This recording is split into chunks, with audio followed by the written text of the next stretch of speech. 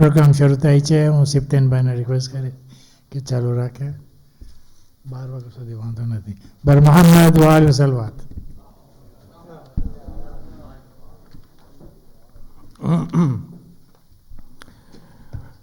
أعوذ بالله من الشيطان اللعين الرجيم بسم الله الرحمن الرحيم الحمد لله رب العالمين والصلاة والسلام على خير خلق وخاتم الأنبياء والمرسلين محمد صلى الله عليه وآله وسلم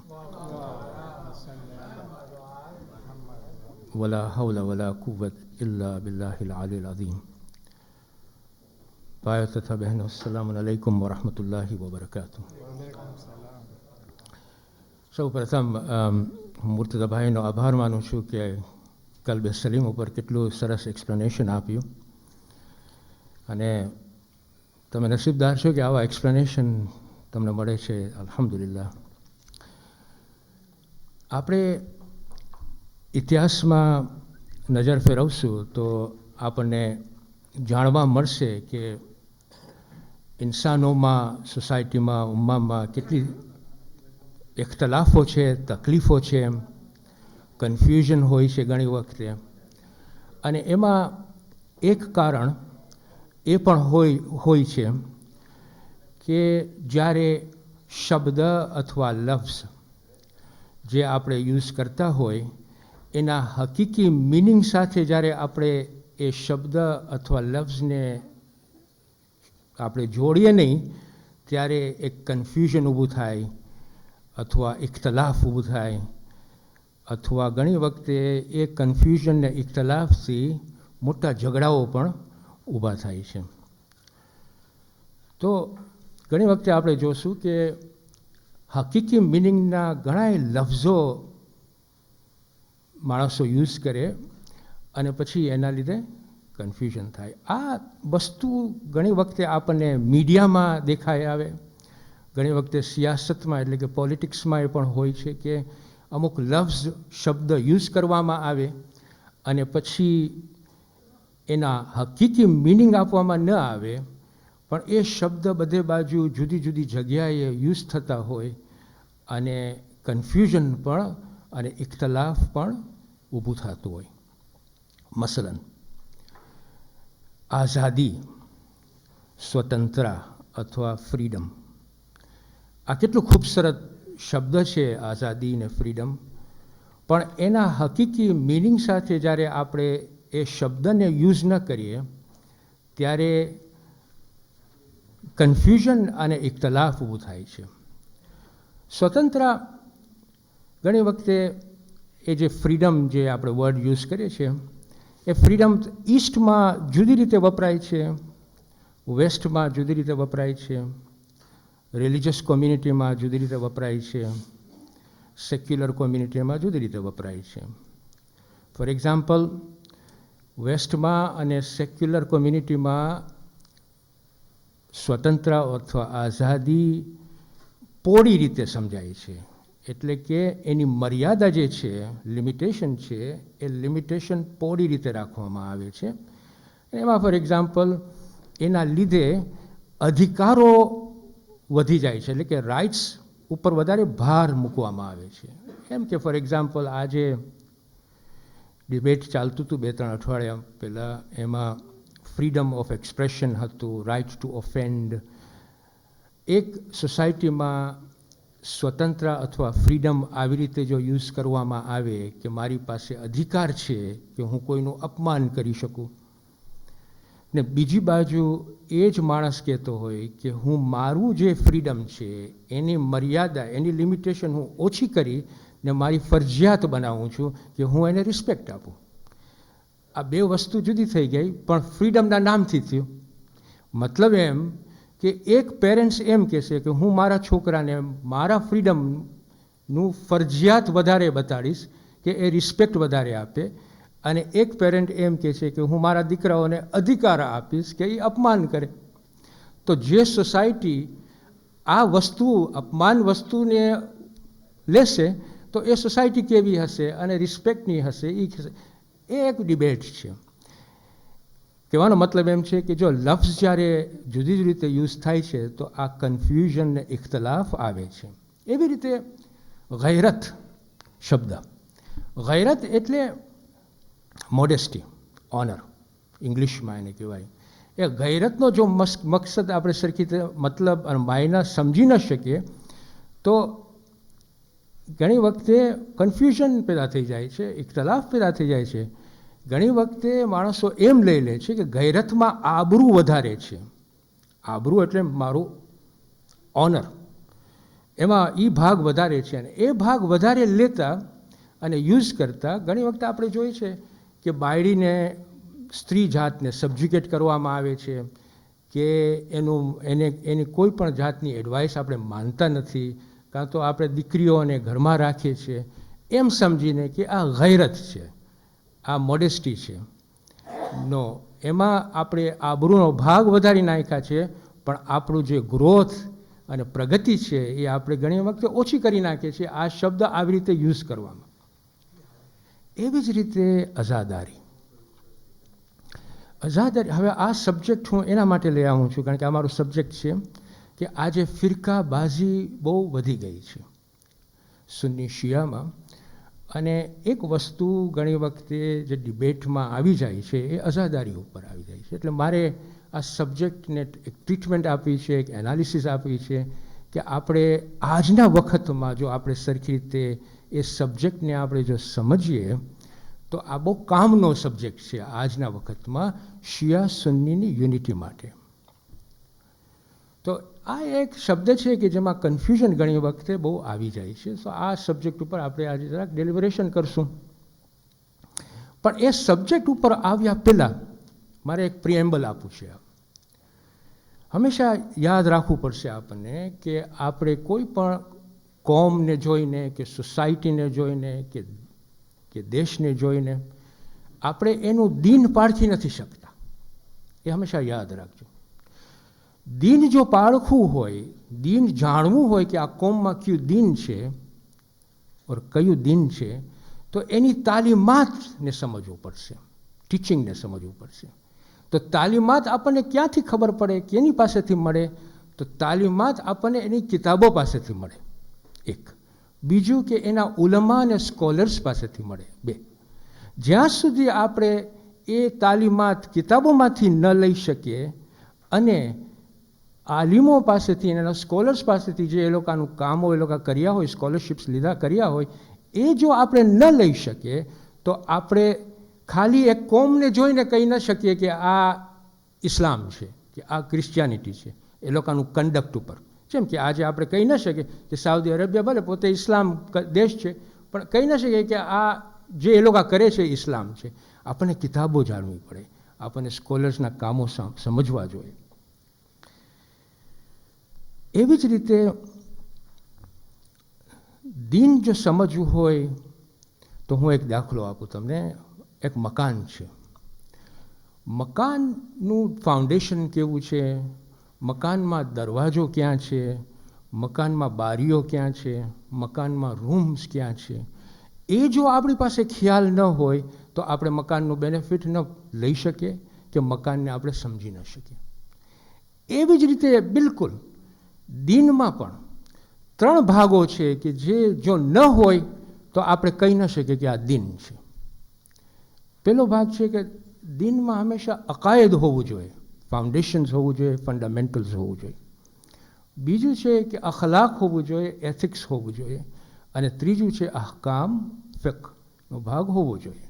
આ 3 વસ્તુ કોઈ પણ આઈડિયોલોજીમાં, કોઈ પણ ઓપિનિયનમાં, કોઈ પણ આઈડિયાઝમાં જો ન હોય તો આપણે એને દીન ન કહી શકીએ. દીન કેવું હોવું? આપણે દીન ક્યારે કહીએ કે જ્યારે આ 3 ભાગો, પોર્શન્સ હોવા જ જોઈએ. આસમાની દીનો એટલે કે રિવીલ્ડ દીનો જેમ કે ક્રિશ્ચિયાનિટી છે, યહૂદી છે અને ઇસ્લામ છે, અને ગેર આસમાની જેમ કે હિન્દુ, બુદ્ધિસ્ટ, આ બધા રિલિજનમાં આ 3 ભાગો તમને દેખાવામાં આવશે જ.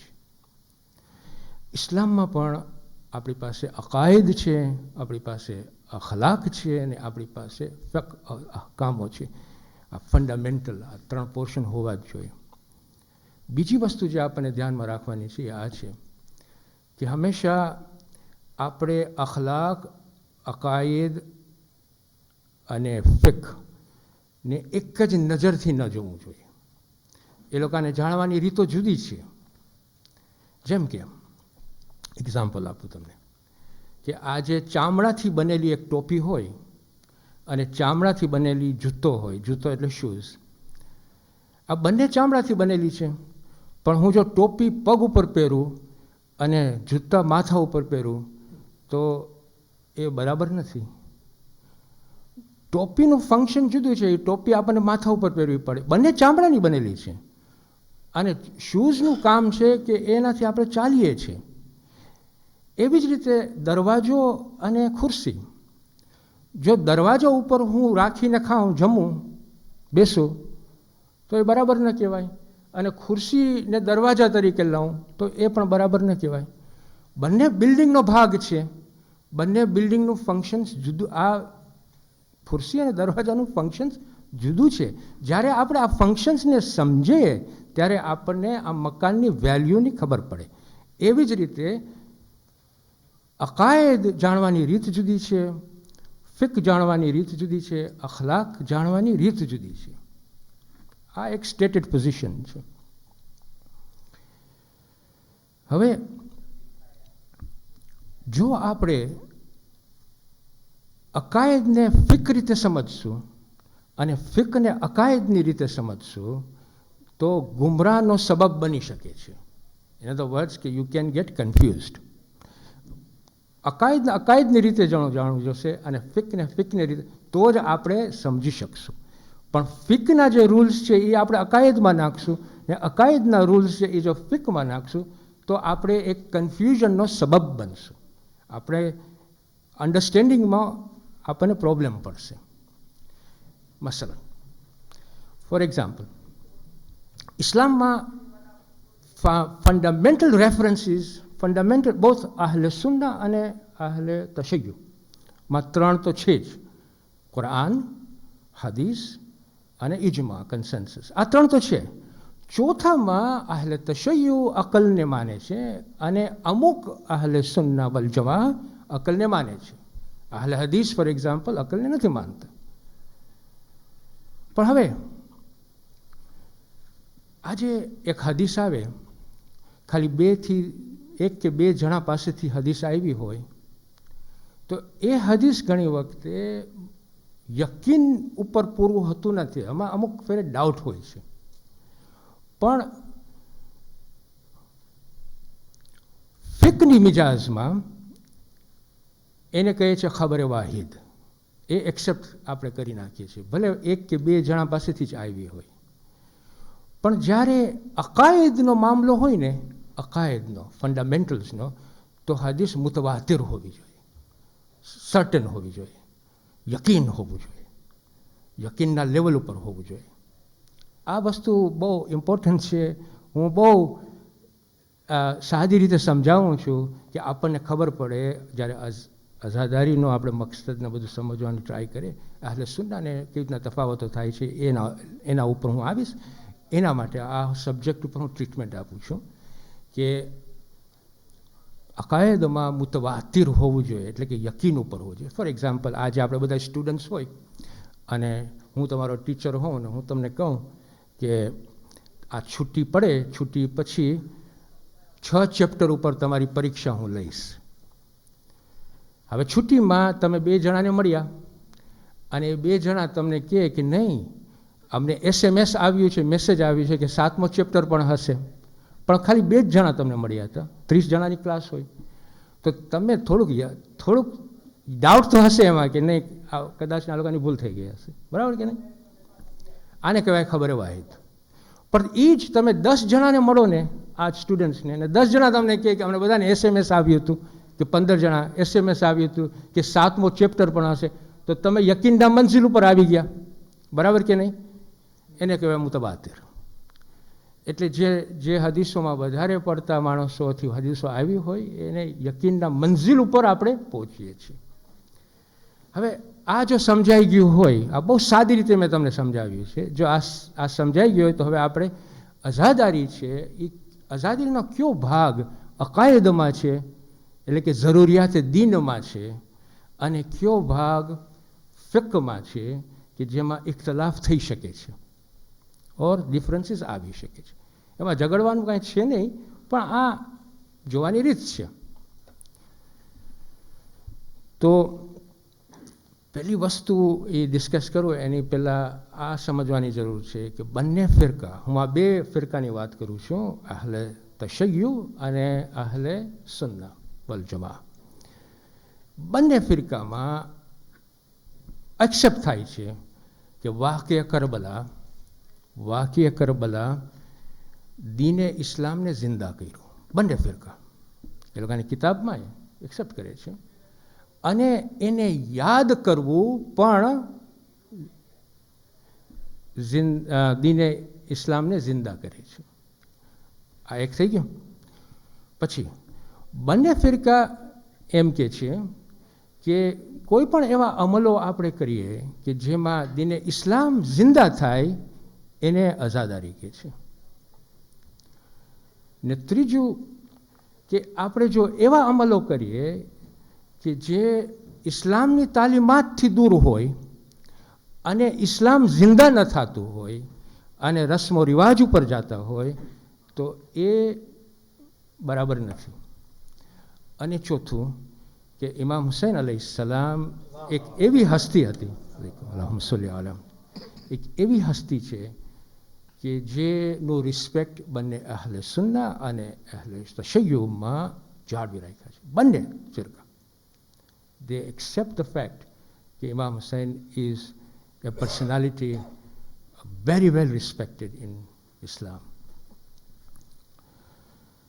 તો હવે સવાલ એ છે કે કયો ભાગ અકાયદમાં છે, જરૂરિયાત દીનમાં છે, અઝાદારીનો ભાગ કે જેમાં કોઈ પણ જાતની ડિફરન્સીસ નથી. તો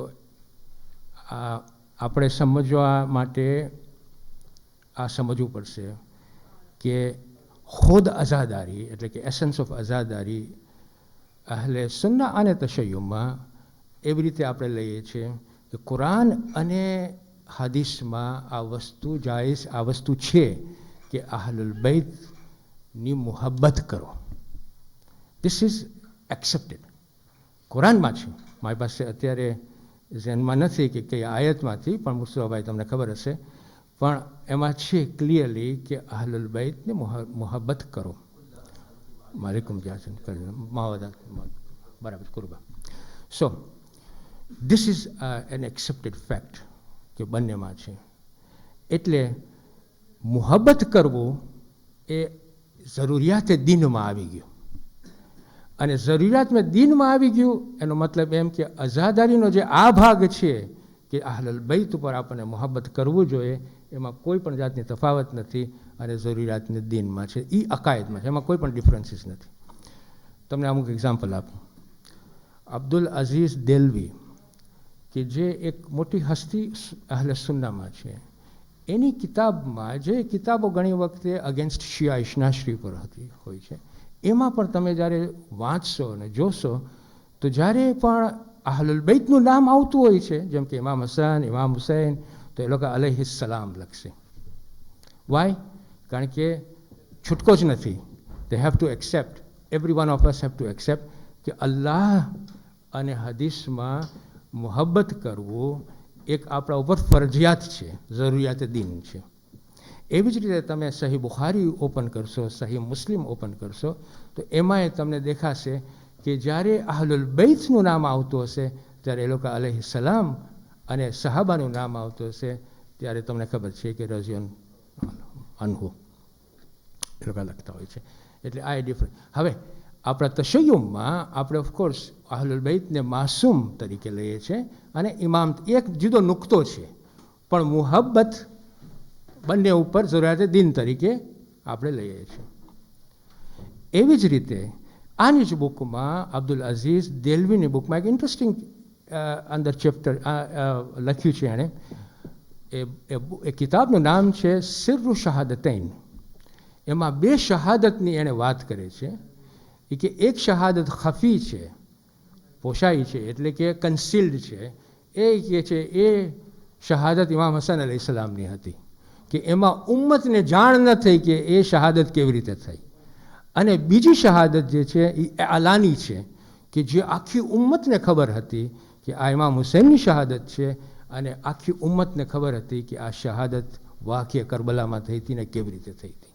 આ અબ્દુલ અઝીઝ દેલવી કે ઘણી વખતે એ શિયા ઇશ્નાશ્રીની અગેન્સ્ટ લખતો હોય છે, પણ આમાં એક ઇન્ટરેસ્ટિંગ ફેક્ટ. હવે આપણે આ એક મોઝુ ઉપર આવીએ છીએ કે કઈ વસ્તુઓમાં ડિફરન્સીસ છે. સલવાત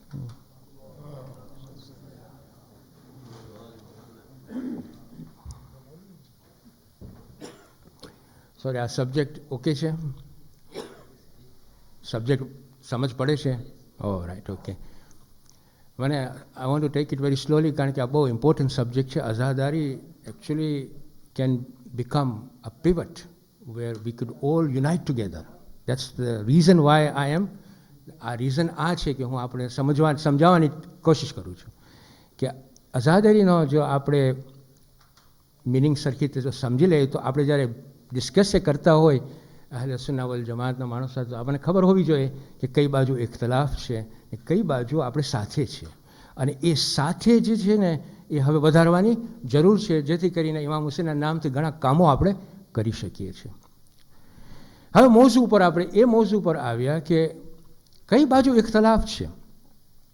તો જ્યાં ઇખ્તલાફ છે એ અકાયદમાં નથી. મેં હમણાં સમજાવ્યું કે અકાયદમાં ખુદ અઝાદારી આપણે જ્યારે મોહબ્બતથી લઈએ છીએ ત્યારે એમાં કોઈ પણ જાતનો પ્રોબ્લેમો નથી. પણ જ્યાં ઇખ્તલાફ આવે છે એ ફિકી ઇશ્યુ ઉપર ઇખ્તલાફ આવે છે. મેં તમને સમજાવ્યું કે હદીસોમાં એ ઘણી વખતે ખબર વાહિદ ફિકી મિજાજમાં એક્સેપ્ટ થાય છે. કિતાબોમાં ઘણી એવી હદીસો છે કે જેના ઉપર અહલે સુન્ના વધારે ભાર મૂકતા હોય છે. અમુક હદીસો આપણી કિતાબોમાં છે એના ઉપર આપણે ભાર મૂકતા હોય છે, અને જે ભાર મૂકવાથી ઘણી વખતે ઇખ્તલાફો થઈ જાય છે. તો આપણને એ સમજવાનું છે કે ઇખ્તલાફ ક્યાં છે. તો પહેલી વસ્તુ આપણે એ સમજીએ કે બંને અહલે સુન્ના અને અહલે તશય્યો રાજી છે આ બાબત ઉપર કે જ્યારે આપણે ઝિક્ર હુસૈન કરીએ, ફઝાઇલ હુસૈન કરીએ, મસાઇબ હુસૈન કરીએ, એમાં કોઈ પણ જાતનો ઇખ્તલાફ નથી. તમે જોશો કે એ લોકોના જુમાના ખુતબા મુહર્રમ મહિનામાં જો આપણે સાંભળીએ ને તો એ લોકો આશુરાનો આખો કિસ્સો સમજાવે છે એ લોકોની આમ પબ્લિકને કે આશુરામાં શું થયું હતું અને એના લીધે ઇસ્લામ જિંદા રહ્યું. તો એ લોકોમાં પણ આ છે, પણ એ લોકો ખુતબા તરીકે. ઓકે, તો એ એક. બીજું કે જે ગમે હુસૈનમાં જે આપણે આંસુઓ કાઢીએ છીએ, જે આપણે ગમે હુસૈનમાં આંસુ કાઢે છે એમાં અમુક સુન્નીઓ નથી માનતા અને અમુક સુન્નીઓ માને છે. એ લોકોનું કારણ આ રીતના આપે છે કે એમ કહે છે કે જ્યારે આપણે ગમે હુસૈનને સાંભળીએ અને બે ઇખ્તિયાર આપણે જ્યારે રોઈએ ને, બે ઇખ્તિયાર એટલે કે આપણને ગમના લીધે એક ફેરે આંસુ આવી જાય ને તો કે એમાં ગુનાહો નથી, એમાં ગુનાહ નથી એમ કહે છે. પણ એ કે જ્યારે તમે એ ગમને વધારતા જ રહ્યો, ખાલી રોવા જ માટે, રોડાવા માટે, તો એ કે એ બરાબર નથી. તો આમાં ડિફરન્સીસ છે. અને ત્રીજું ઇખ્તલાફ માતમ અને ઝંજીરમાં ઇખ્તલાફ છે. અને એ લોકોની રિઝનિંગ રેશનલ આ છે અહલે સુન્ના વલ જમાતની કે કુરાનમાં છે કે અલ્લાહે આપણને હક નથી આપ્યો કે આપણે આપણા પોતાને નુકસાન અથવા તકલીફ પહોંચાડીએ. અને એ હક ન હોવાથી એ લોકો માતમ અને ઝંજીરની અગેન્સ્ટ છે. તો અહલે તશય્યો એટલે કે શિયામાં એમ છે, એ લોકોએ એમ જ કહે છે, આપણા ઉલમાએ પણ એમ જ કહે છે કે આપણને હક નથી આપણા શરીરને તકલીફ આપવાનો કે નુકસાન આપવાનો. પણ આપણી હદીસોમાં, આપણી કિતાબોની હદીસોમાં એવું મળે છે કે ઇમામ હુસૈનના ગમથી જો આપણે આપણા પોતાને નુકસાન અને તકલીફ આપે અને એ નુકસાન અને તકલીફનો આપણને સામનો ન કરવો પડે તો હરામ નથી, જાયઝ છે. એ સમજ પડી?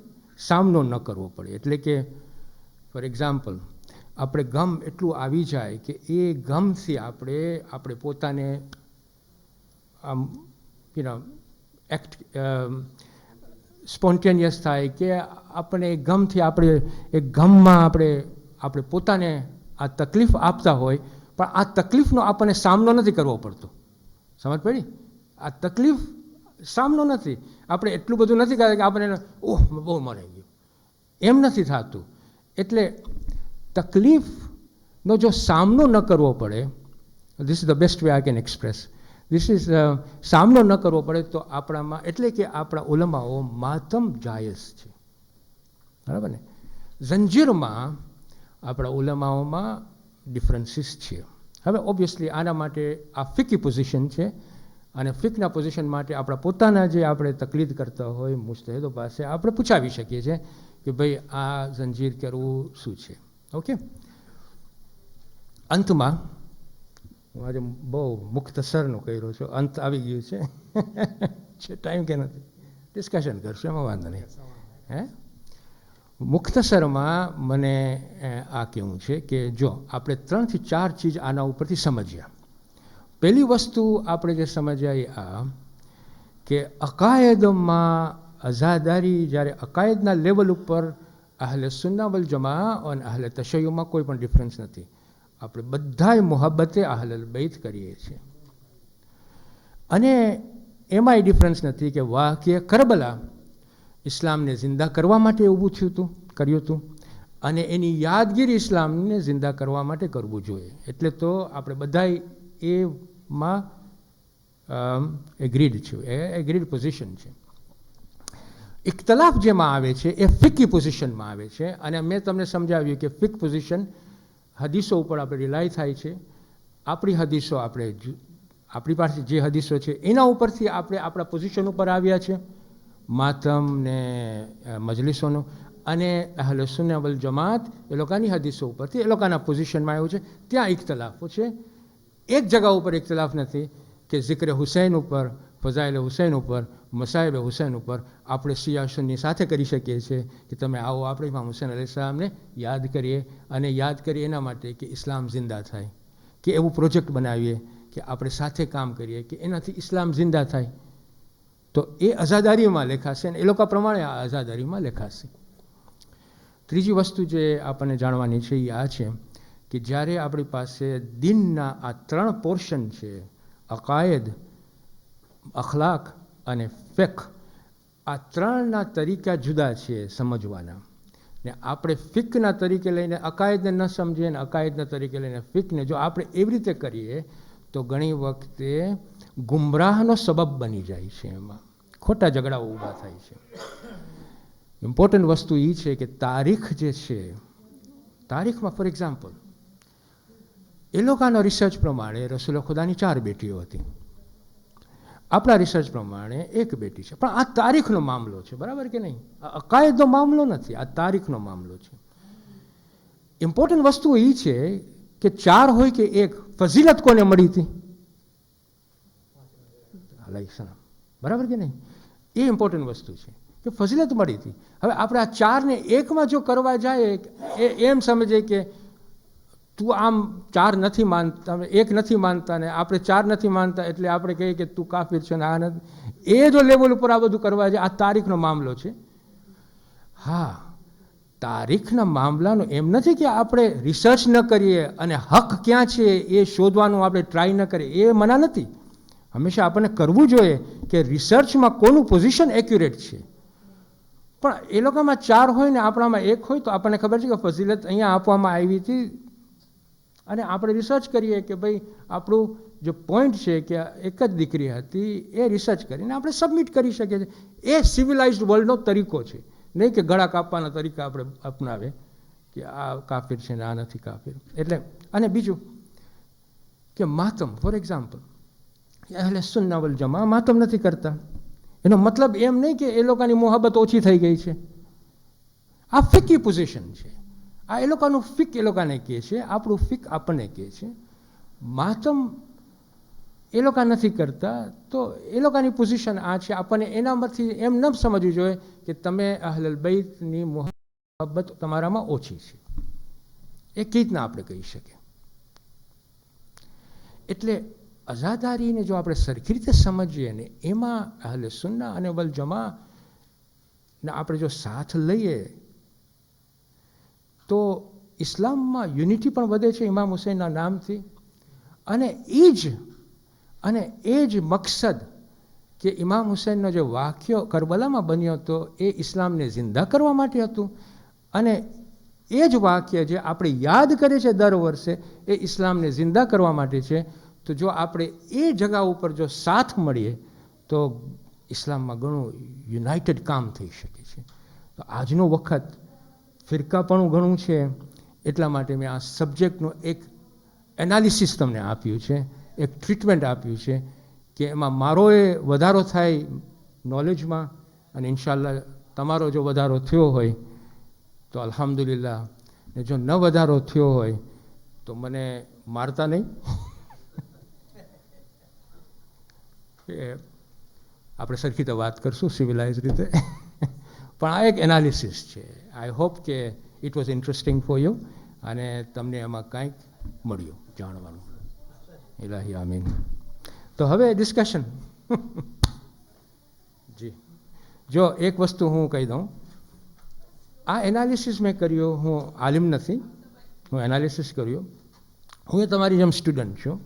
તો આપણા કોઈ પણ ડિસએગ્રીમેન્ટ થાય તો આપણે જે આપણાથી વધારે જાણતા હોય એની પાસે જવું પડશે. એટલે આ એક ડિસ્ક્લેમર છે, બરાબર કે નહીં? પછી આપણે ડિસ્કસ કરીએ. ચાલો.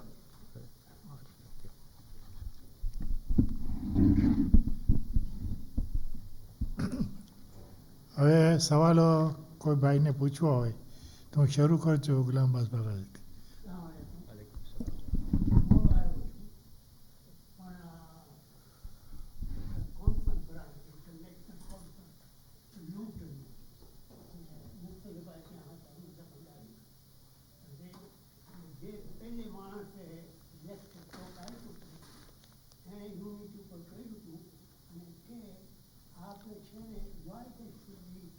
Differences of opinion which would break our unity. So it was really, really good talk. If you want further, and they probably Mr. Bandari will be able to enlighten us. You are there. લૂટનમાં એક conference ભરાણી હતી. હા,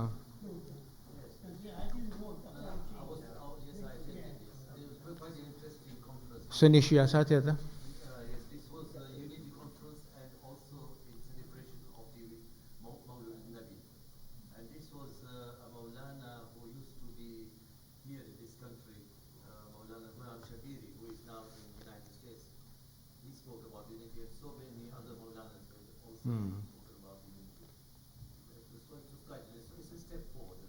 Inshallah. Not just Luton, but in Pakistan on a very large scale it is happening there, and this is also when you watch on QTV and PTV and other channels. હા, તાહિર કદરીની મજલિસ તમે સાંભળશો તો, યા તાહિર કદરી, યા Kadariya. In that conference in Luton, when there was a break, they actually recorded and played Tahir al-Qadri's lecture on this particular subject. Yeah But it was repeated the following day. It was repeated on the following day. Yes. યા એટલે I was invited. એટલે આપણામાં ઘણો અકાયદમાં આપણે ઘણા સાથે છે. એની case જરૂરિયાત દિનમાં શિયા સુન્ની આપણે ઘણા સાથે છે, પણ એના ઉપર આપણે રિગ્રેટેબલી ને સેડલી આપણે ભાર નથી મૂકતા. અને ફિકી ઇસ્યુ ઉપર આપણે એટલા ભાર મૂકી દઈએ છીએ અને એમાં પછીથી જે ઝઘડાઓ ઊભા થાય છે એમ લાગે કે અકાયદ ઉપર આવી ગયું છે મામલો, પણ એ નથી, ફિકી ઉપર જ છે. અકાયદ ઉપર આપણે બધા સાથે જ છીએ. બોલો.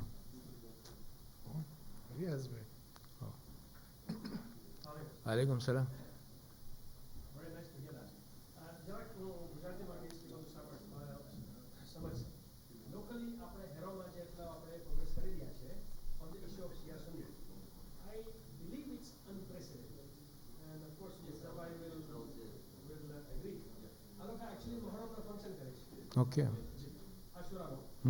સાથે કરે છે They open one function is open okay for people to come and listen to Imam Hussein's Masail okay okay as such.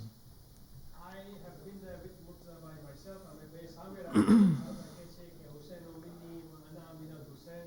I get che Rasul Namaz Parta tha and Hussein chale gaya tha longer. All of that, including as much as saying that Yazid was in the wrong and being a Khalifa. They've actually said that publicly. I think the opportunity પેલા કોઈ દિવસ આવી નથી આપણે ઇન્ડિયામાં હતા આફ્રિકામાં હતા there was always a rift કે આપણે ઓલો કે પછી નહીં જાણો કે લાલ સબીલ ને બ્લેક સબીલ હતો. I believe the walls are being broken now and I think it's an amazing opportunity. અહીંયા સુધી કે આપણે વેનેસડેના સિનિયર્સનો ગ્રુપ છે આ લોકોનો સિનિયરનો ગ્રુપ છે. I think હવે ટાઈમ આવે છે કે આપણે જાણે આ લોકોને વિઝિટ કરીએ. We are that close. Yeah? Musa will obviously tell everybody that the Muharram function is the best one to start with. Obviously, we are trying to get, there are some elements which don't like us to be participating as much. The good news is that democracy in this country means that they haven't closed their memberships yet. Harrow Mosque can still be our platform for local government. You see what I mean? Because their membership is a lot more in that sense. They have a lot more people. So what I'm saying is, અહીંયા આપણા પાસે opportunity છે કે આપણે વધારે influence કરી શકીએ છીએ. બરાબર. હમણાં આપણે question જોવા જઈએ તો we are maybe 1/5 or maybe 1/10 in some areas as Shias and the mainstream Sunnis. But we have a very good record of actually going there and speaking to their people about the issues which matter to the general Muslims. એટલે અમે છે ને કેમ કે અમારો દેશ નથી કે આપણે પાકિસ્તાનથી નથી કે ઇન્ડિયાને નથી કે આપણા કઈ સપોર્ટ નથી કે હવે આ લોકોમાં છે ને બહુ વધારે છે હું પંજાબથી છું આ સિંધી છે ને આ આમ છે ને એમ છે આપણા પાસે એક એડવાન્ટેજ છે આપણે આ લોકોને લીડર થઈ શકીએ છીએ because we don't have any particular affiliation to a family, to a group of people, to a politician.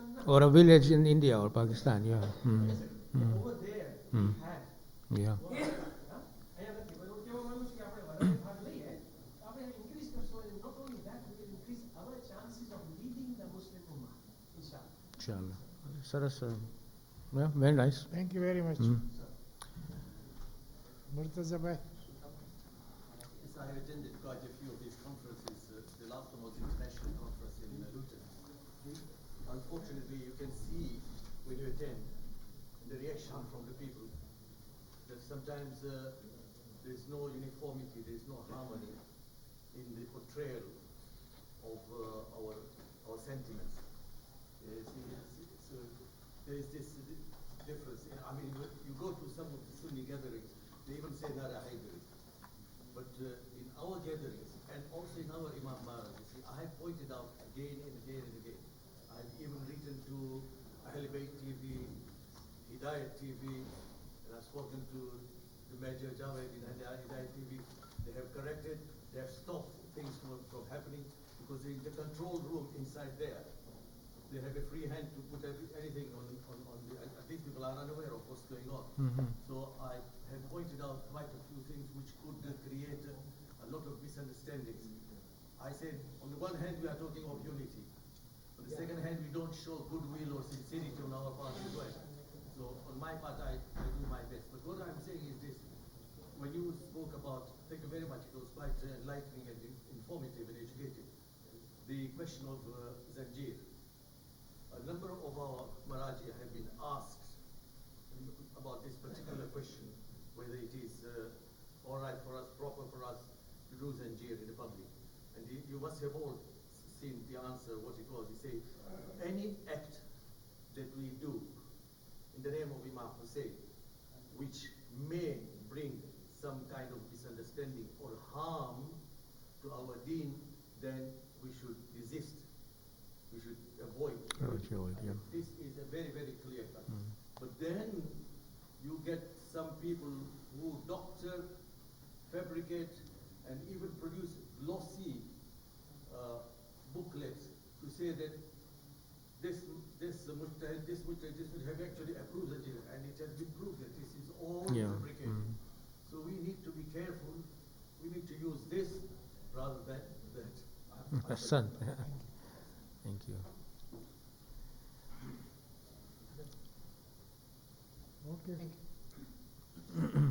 Thank you doctor તમારા સ્પીચમાં બરાબર હતું બધું અલ્હમ્દુલિલ્લાહ તમે કહો છો ને કે એ લોકો આપણી સાથે મોહરમનું બધું કરે છે ને આમ છે તેમ છે સુન્નતવાળા તો પછી એ લોકો કેમ મોહરમમાં એ લોકો આપણે કહે છે કે આ બિદત છે આ હરામ છે માતમ આ ઇમામ હુસેન પર રોવું બરાબર નથી ને આ પૈસા તમે પગારો છો એના કરતાં ગરીબો કેટલા છે મુસલમાનો એ લોકોને આપી દો આમ છે I heard that a lot here, East Africa, એટલે આ બહુ છે હવે તમે એના ઉપર તમે શું કહો છો એટલે કોની પાસેથી તમે સાંભળતા હતા અહલે સુન્ના વલ જમા? ઓકે, યા, વધારે વધારો છો હામી that's right, yes, yeah. Actually આ વસ્તુ જે છે ને એમાં ઘણી વખતે પોલિટિક્સ આવી જાય છે. ફિરકાબંધી, જો આપણને ફિરકાઓને બહુ ડિફરન્સીસ કે ફિરકામાં ઝઘડા લઈ આવવું હોય તો આ વસ્તુ ઉપર એ લોકો પબ્લિકને પછી ગેરસમજૂતી આપતા હોય છે. ઓકે, ડિફરન્સીસ છે, પણ એ લોકોના ઉલમાને ખબર છે કે આ ડિફરન્સીસ ફિક ઉપર છે, અને ફિકની કિતાબો જે આપણી છે એ આપણા તરફથી આપણે લીધા છે, અને એ લોકોના ફિકની કિતાબોમાંથી, એ લોકોની કિતાબો, હદીસોની કિતાબોમાંથી એ લોકોએ ફિક લીધું છે. તો આ ડિફરન્સીસ એ લોકો જાણે છે, પણ શું કે ફિરકામાં તફાવતો નાખવા માટે ને ઇખ્તલાફ માટે આના ઉપર વધારે જોર આપવામાં આવે છે.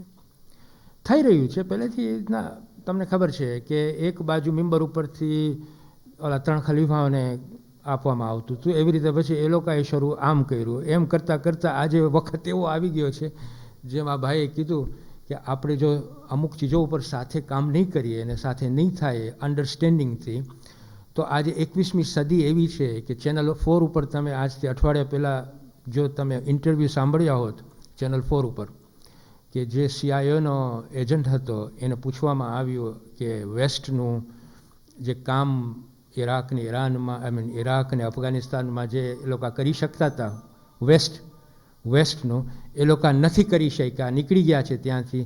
તો આ એજન્ટ એમ કહે છે કે મારવા દો ને શિયા સુન્નીને, ભલે ને શિયા અને સુન્ની એકબીજા સાથે ઝઘડા કરીને મારી નાખે, એમાં આપણું કામ થઈ ગયું છે.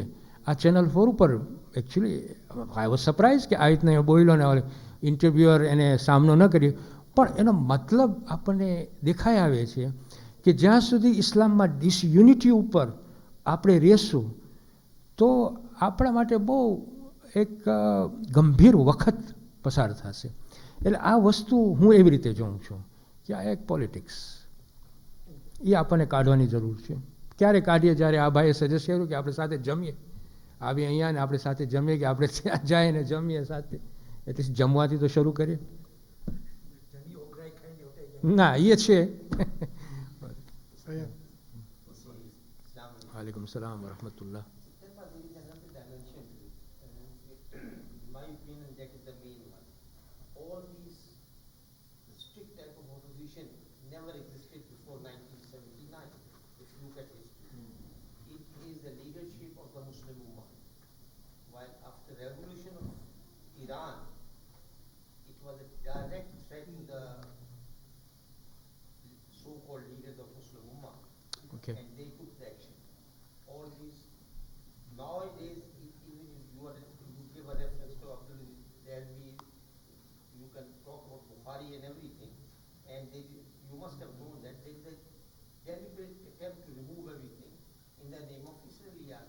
They say this Shias and other people have put these type of things in there. There is, in my opinion, there is no religious aspect to it. It is political leadership of Muslim Ummah. Otherwise, all these things were happening for centuries, and we were living together. Exactly, especially in Pakistan, it started in 1980. That's right. If you look anywhere in the world, you go through the history, you will not find anything. So solution what we are saying it, whether we go as much close as possible. Sunnis are basically speaking, they believe in Pancham Party. They believe in Hadith Kisan. Their explanation for that is a different one, but they still believe. So they believe everything. They are always being used. And it is Wahhabi against Shia, but I will rather say it is Arab against Ajam. And that's the fight. We by virtue of what we are doing, we can do anything whatsoever at all. It will not finish. Either Inqilab of Iran loses its strength, or Saudi loses its strength. I cannot see any way out of it. You can say anything, but what we are discussing is, I think we are not on the right track. We should go for the root cause. Whilst I agree, Syed Bhai, I'll reply in English. You've understood my Gujarati? Yeah, I Oh, understand. mashallah. You can apply Gujarati, everybody else will understand. Mother language છોકરાની Gujarati છે. Okay, let me speak in English. I understand the dimension that you brought, and I deliberately did not bring that dimension because I think I am not talking what we can do politically at this moment in time, what we can do individually. Said by, if for example I can make a difference in the mind of one Sunni brothers, in any way, towards me, that's a step forward for me.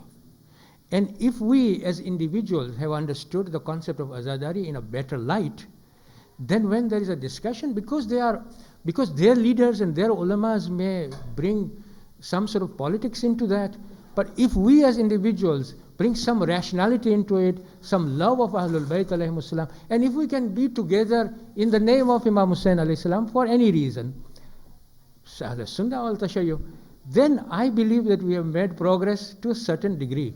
And if that progress can be looked at 50 years down the line or 100 years down the line, leadership may go and come, but at least the ummah will have some sort of a balance between themselves, between the neighbors, between the communities. And from that point of view, I did not deliberately touch upon the politics of it, because But politics is the root cause. of course it is. But when can we... Stop. Why I beg to disagree with you on this one. Why it will not stop is, it is money. Iran will spend the money and it influence in whatever it can to export the ideology. And on the other hand, there is no ideology. So what is it? When you don't have ideology, you have gun. That is like, this is a historical fact. No? If you can't find that ideology, ignorance will bring the gun up there. So these guns and Sunnis, unfortunately, it is a basic thing. We don't believe three Khalifas. It will always come to that. That's right, yes. But But a Sunni girl ran here. She wanted to marry a Shia, and she was a very reasonable Sunni girl, bringing from up north. And she told me that we think Shias are kafir. no, Syed Bhai, I accept that. I accept there is a tremendous mountain to climb, of course. And the root cause, of course. We have to look at that angle as well. How we can tackle that. Absolutely. But I think what we can do at this moment in time is what we can do. And what we can do at this moment in time is we can't change we can't change the governments of the world. What we can do is at least speak to our neighbors in a neighborly way. And if that is the case, and he understands that, of course, I was told that he is kafir, but really he is not a kafir. His belief is as reasonable as it is. We may change some attitude. When you live in a mixed society like Pakistan or India or wherever Well- you go, I tell you one thing. Or we bring our relationship more closer. When we are living together, this question doesn't arise. You will be amazed to see. Okay. Go and live in a big society. This question does not arise. My Sunni brother is as much as near to me as much as a Shia. Well, Syed Sahib, let me give you one very good news to you. That if you talk to our Shia boys and girls who are at university, they will be able to tell you how much they find a opposition to them being Shia from ordinary Sunnis. So, the matter is that we have to get together and have a common understanding of the whole situation. And that's where I feel that if we have a better understanding of certain things that their ulamas bring, particularly in Muharram, if we have a better understanding, Said Bhai, then I think we make a progress there. And even if we make 0.001%, I'm not disagreeing on that. okay, fine, let's say. I'm not disagreeing on what you are telling. What I am telling you is that we should spend more time on this one because this issue was political. Okay. And we haven't talked about it at all. We can't put problem in Iraq today is not because Sunni and Shia, it was power struggle. When Sunni couldn't get the power from Shias, what they think was rightly of them, they turn around and start favoring somebody else. So on and so forth, you go around everywhere. It is political.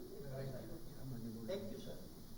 Okay. आपकी जगह आपको बहुत time दिया मैंने। No, it's okay. There's another dimension to it. Ahmad bhai. Well, Assalamualaikum. Alaikum Thanks salam. for the lecture. One example I would like to give you. When I was in Leicester, I had a very good friend, Sunni friend, who used to visit me. And one day he came and said, last night our Maulana said that Shia has got different Quran from ours. And I had a Quran behind my desk. I took it, I said, this is our Quran. Take it to your Maulana and let him see whether it is different. One. Secondly, I would ring our center now, sitting here, let your Maulana go direct to our center and find out which Quran we have. He took that Quran and he went to his Maulana. Second day he came and said, oh, Maulana is fibbing. He is telling his lies, you see. This is true. So we converted one. But coming to this basic thing, if you look on Takbir, for example, during month of Muharram, they have this fundraising in the name of Ali Asghar, in the name of Imam Hussein, right? And they say that we love Ahlul Bayt and everything. But the difference between us and Shia is that we love Ahlul Bayt. They curse the three Khalifas. Now, if you go on our channels, I'm not going to mention, Murtaza did say, our channels, immediately somebody will ask a question and they'll start cursing the three Khalifas. So everything what we are trying to do in media, not individually, everything is. So unless we are prepared to face the truth that historically, as you said, there were three Khalifas before Imam Ali. Whether we like it or not, this historically it happened. Whether we want to believe in them or not, that is our own wish. But we should not bring this subject in the media. No. Here, one side here, they are actually talking about Ahlul Bayt and the name of Ali Asghar, believe me. And Imam Hussein, they have fun, and here our channel, they go and cast the thing. So it will take forget about the politics, what he's talking about. But this is reality, what is happening today. I And agree with you. unless we are able That's to right. change this, it is very difficult to bring. No, Ahmad Bhai, we make a very good point. Yes. However, it's when the ground wasn't built in a day. Wise man. Times they would let me. Everybody would laugh. Keep it, so. All right. You finish. Yes. Murtaza bhai. On the question of unity, we know very well the Quran very much stresses وَاعْتَصِمُوا بِحَبْلِ اللَّهِ جَمِيعًا وَلَا تَفَرَّقُوا. Now, I'll give you one example. Education is so important. There was this Somali Wahhabi Salafi, Jewish Wahhabi Salafi. He converted, he became a Shia. Because of him, there are so many Somalis now, I don't know if you are aware of this, they have converted and they have become Shia. Alhamdulillah. Now, to know the fiqh of all the various schools of jurisprudence, Hanafi, Maliki, Hanbali, Shafi, and Ja'fari. There is a book, Al-Fiqh, Al-Mada'ib al-Khamsa. Barabar. Yes, I've got The that. five Yeah. schools of Islamic jurisprudence. Very nicely done And, as well. It Yeah. does give fiqh type of thing. Another thing I wanted to point out, you see, there are two extremes, of, if I could call it, amongst the Sunni sects. You have the Ahl al-Hadith, you have the Salafi, Wahhabi, you see, and you have the Deobandis. These are the ones, and Jamaat al-Islami. These are the ones who more or less share the same kind of ideology. Whereas the majority of them are the Brahilwis, who are very much attuned to our way of thinking. So there is a chance, if I may say so. So many have opened their eyes. Ahmed Bhai has mentioned something very interesting. I'll give you another similar example which happened in Dubai. This was my brother-in-law who went to the Friday prayers and heard the Maulana saying exactly the same thing. Shias have a different Maulana. And he did not know that the boy who went with my brother did not know that my brother-in-law was a Shia. So he said to him, like, why don't we do one thing? Why don't we go to the Shia masjid and pick up the Quran? He went down there to the Maulana back again and said, look, this is the same Quran. You know what reply he gave? He said, I have been asked to do this. I have been asked to say this. He was a Bangladeshi guy. So you can actually see the conspiracy that is going on. So our duty is to educate the masses. That is so very important. And to make sure whoever comes across anything on the media or on the television. I picked up a phone the other day and I spoke to Major Javed Said. I said, what is happening here? About 10 ulama, Shias, gave lecture in the international conference in Luton. One Sunni only. He started, A'udhu billahi minash shaitanir rajim, Bismillahir Rahmanir Rahim. Straight away they cut him off. And I said, what are you doing, you people? He was furious. And he was talking to the control room up there. They said, ye baat sach hai? Nahi. I said, Murtaza sahab? I said, no, I'm not lying. Check. Then I put it here. Yes, we did cut it. He said, you should cut the Shia lecture, not the Sunni lecture. So what I'm saying, there are some people who are not mature. So we need to educate the masses. Slowly, gradually, I'm sure there will be a change. But we need to have patience. Sure.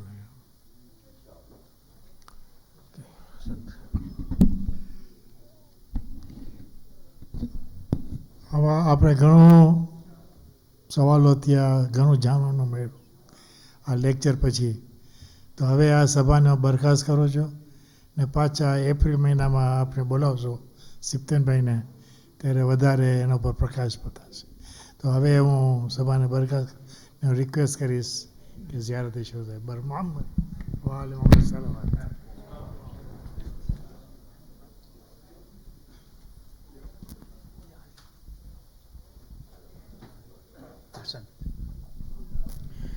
بسم الله الرحمن الرحيم. السلام عليك يا رسول الله. السلام عليك يا أمير المؤمنين علي بن أبي طالب. السلام عليك يا فاطمة الزهراء سيدتي نساء العالمين. السلام عليك يا خديجة الكبرى. السلام عليك يا حسن المجتبى. السلام عليك يا أبا عبد الله الحسين وعلى علي بن الحسين وعلى أولاد الحسين وعلى أصحاب الحسين وعلى أخيك أبو الفضل العباس وأختك زينب. السلام عليكم يا سائر شهداء كربلاء جميعا ورحمة الله وبركاته. السلام عليك يا نور الله. السلام عليك يا ثالث شروط لا إله إلا الله. السلطان أبو الحسن علي بن موسى رضا. كن شفيعنا وشفيع والدينا يا مولاي يا غريب الغرباء ورحمة الله وبركاته. السلام عليك يا حجة الله يا ابن الحسن يا صاحب الأسر والزمان سيدي الأمان الأمان الأمان من فتن الزمان. السلام عليك يا خليفة الرحمن. السلام عليك يا شريك القرآن. السلام عليك يا كعبة الإيمان. السلام عليك يا إمامنا وإمام الإنس والجان. عجل الله فرجك وسهل الله تعالى مخرجك وظهورك ورحمة الله وبركاته. بسم الله الرحمن الرحيم. اللهم كن لوليك الحجة ابن الحسن صلواتك عليه وعلى آبائه في هذه الساعة وفي كل ساعة وليا وحافظا وقائدا وناصرا ودليلا وعينا حتى تسكنه أرضك طوعا وتمتعه فيها طويلا برحمتك يا أرحم الراحمين. اللهم صل على محمد. નમાઝ time 12:20 છે. મહેરબાની કરી બેતુ સલામ આવી જજો અને મંતર સુધી જમણી સાઈડ ઉપર રહેજો જેથી કનેક્શન ઇઝી પડે. આસાન.